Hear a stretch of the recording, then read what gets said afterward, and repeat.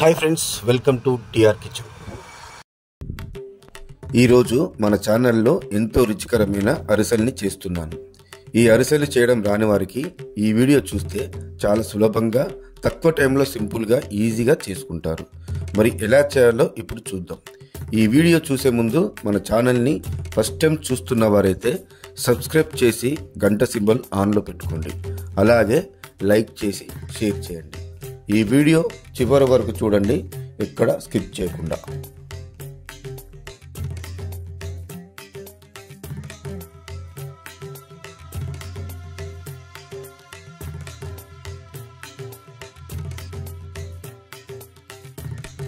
ఇప్పుడు 1 కేజీ పిండికి గాను 750 గ్రాముల బెల్లం చిన్నగా తురుముకొని అందులో ఒక 20 ml వాటర్ తీసుకుందాం.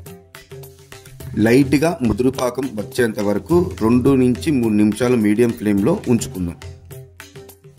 మరి ఎక్కువ ముదురుపాకం కూడా చేసుకోవద్దు.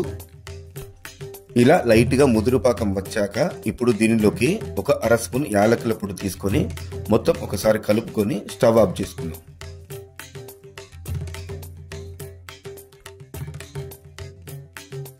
ఇప్పుడు ఇందులోకి 6 గంటలు నానబెట్టుకున్న బియ్యాన్ని మెత్తగా మిక్సీ పట్టుకున్న పిండిని ఇందులో కలుపుకుందాం.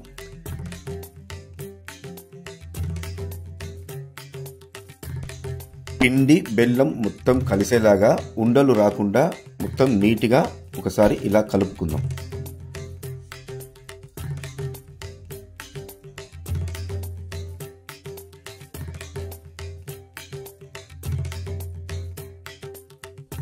ఇప్పుడు దీనిలోకి ఒక 3 స్పూన్ల నెయ్యి వేసుకుందాం.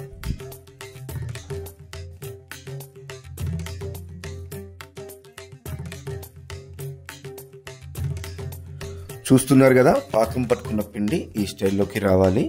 ఇప్పుడు కవర్ మీద ముద్దలుగా చేసుకున్న పిండిని చేతితో ఒత్తుకుంటూ వేడైన ఆయిల్లో నెమ్మదిగా వేసుకుందాం.